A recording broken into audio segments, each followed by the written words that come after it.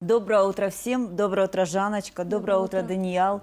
Благодарю вас за то, что вы нашли время и приехали сегодня к нам в гости. Тем более сейчас у вас, наверное, со временем совсем плохо, потому что вы сейчас готовитесь к такому глобальному мероприятию, как международный фестиваль, который пройдет в Узбекистане, в городе Бухара. Я хочу узнать, что это за фестиваль. Я знаю, что Жанна представляет Россию. Всего 5 стран будет. Да. Даниал будет ведущим этого мероприятия. Как вы узнали, что вы будете петь, как все это происходит, как готовитесь, что готовите? Ну, рассказывайте. Давай ты начнешь. Пришло письмо на имя Даниала, приглашение от Джурабаева Азиза, который организовывает это мероприятие. Соответственно, Даниал представляет там наше телевидение нагайское. Дуслар ТВ. Дуслар ТВ. Ну, а я там буду петь. Что будешь петь? На выбор у меня вообще 4 песни. Одна лезгинка, одна на нагайском языке и одна современная песня восточная. Ну и 4 уже посмотрим. Как. То есть ты будешь 4 песни исполнять? Вообще 4, по идее, должно быть, да. А там посмотрим по времени, А как все будет. проходил отбор? Они позвонили, точнее, написали Даниалу, и сказали, мы хотим видеть Жанну Мусаеву. Я уже у них была в прошлом году. Именно на этом фестивале? Нет, это был похожий фестиваль, это был фестиваль уже Пинчак-Силат. Международный фестиваль тоже. Ну и, соответственно, они уже меня знают, они пригласили меня еще раз. Жан, а как ты песни отбирала? По какому критерию? Вы вдвоем работали над этим? Или они ставили какие-то условия? Нет, они сказали, Жанна, мы очень хотим услышать в вашем исполнении обязательно зажигательную лезгинку. И, конечно же, что-то на вашем родном языке и на русском языке какую-нибудь современную. Какие страны будут участвовать? Давайте я отвечу. Там будет 5 стран. Это восточные страны: Казахстан, Азербайджан, Таджикистан, непосредственно сам Узбекистан, там 4 артиста оттуда, и непосредственно Россия.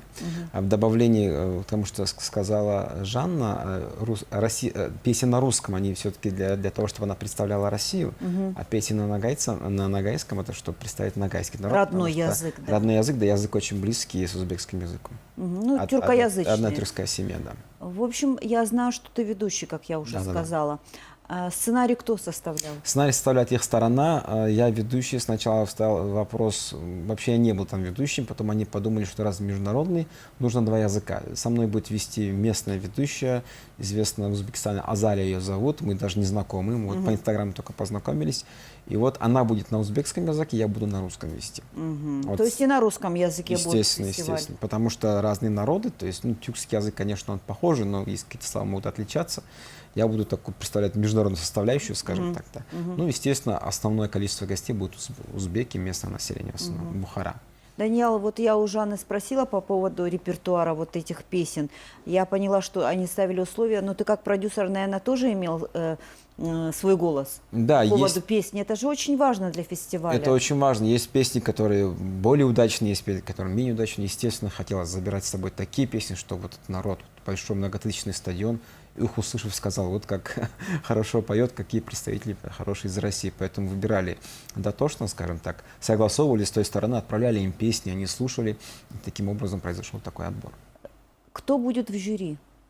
Это не конкурс, это фестиваль. Вообще жюри не будет? Жюри не будет, это фестиваль, то есть заранее уже известно. Ну, то есть никаких победителей, просто участники? Да, просто участники. 25 тысяч зрителей, да, стадион? Стадион Бухара-арена называется, большой стадион. О программе фестиваля вы можете рассказать? Как все будет проходить? Будут ли потом какие-то мероприятия? Вы куда-то будете переезжать? Я слышала, в Каракалпакию, да?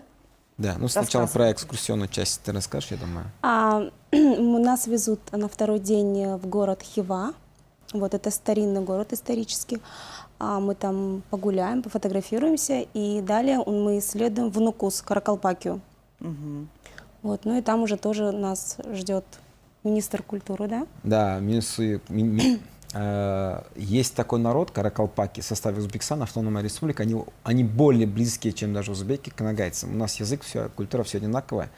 И мы, можно сказать, сами сказали о том, что мы бы не против и побыть и на Кусе, то есть Азизу, нашему другу Джурабаеву, за что ему спасибо, он дал информацию, и министр культуры Каракалпаки Турдиев Калбайабевич нас позвал. мы будем заключать меморандум о соглашении между нашими телевидениями об обмене информацией, обмен программами, потому что очень много схожего. И также там будет фестиваль, чуть поменьше, в амфитеатре города Нукус, где Жанна будет петь эти же и другие песни. Я уже буду участником в качестве стендапа на ногайском языке. То есть я там уже не веду, но буду участником. Поэтому мы за 5 дней охватываем 2 фестиваля, а между ними экскурсионные дни. Получается, что этот фестиваль уже традиционный? Первый фестиваль традиционный, пенчек-силат. Есть такой местный вид спорта, похожий очень на борьбу пенчек-силат. Вот Азиз Джурабаев является президентом Федерации пенчек-силат Республики Узбекистан. И также вот соседние страны, восточные страны, у них тоже есть такой спорт. В рамках днем спортивных мероприятий, вечером огромный фестиваль. Ну, здесь я не могу у тебя не уточнить про телевидение, Дуслар ТВ, которое ты возглавляешь. Ты являешься директором, помимо того, что ты продюсер Жанны Мусаевой. Но скажем о том, что мы не будем сейчас говорить о финансовой стороне. С какой целью создавалось вот это телевидение? Оно относительно новое, и оно выходит в формате приложения. Да. Его можно везде смотреть. Не конкретно в Ставропольском крае, правильно? Да. Место проживания, то есть кочевая жизнь нагайцев, она осталась кочевой, мы проживаем в разных регионах. Даже телевидение кочевое. Даже телевидение кочевое случилось, то есть это вынужденная мера, потому что у нас нет одного региона. 5 известных регионов, о которых вы знаете, это Дагестан, Карачаево-Черкесия, Астраханская область, Чеченская республика, село Канглы возле минеральных вод.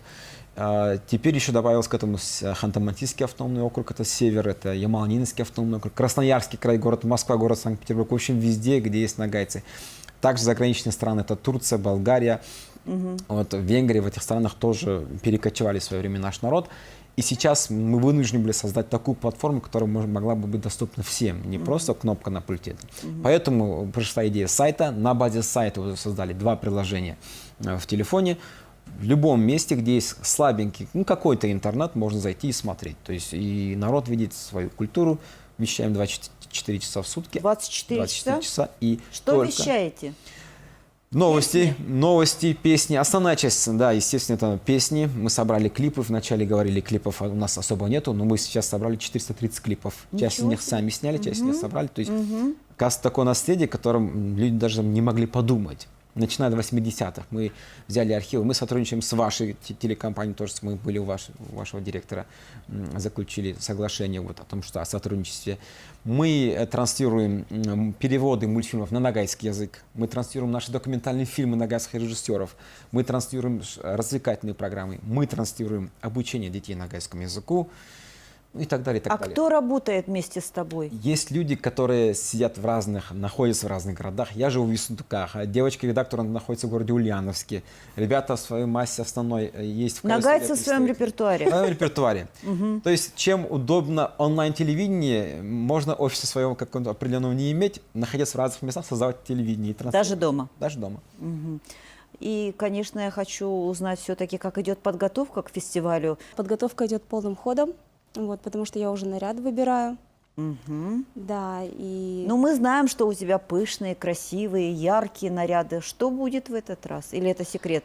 Я думаю, что это опять-таки будет какое-то красивое, блестящее платье. Вот, ну, посмотрим. Увидите, как говорится.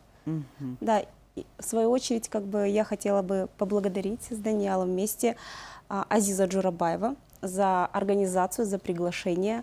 Также И министра культуры Каракалпакии, господин Турдиева, Калбаябевича, за то, что принял его у нас и принял наше телевидение.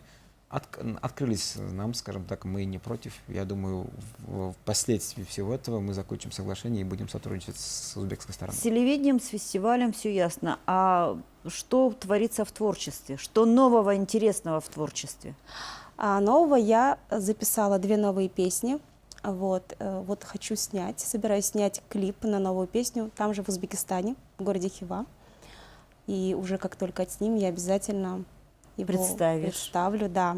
Также придем на программу «Доброе утро». Придем на программу, опять к вам было. Будем вас ждать. И, конечно, я желаю вам успеха, удачи, чтобы вы выступили ярко, успешно, чтобы зритель вас принял, чтобы вы нашли контакт, чтобы было море впечатлений хороших. Спасибо вам. Спасибо за приглашение. Спасибо большое. Спасибо. Спасибо.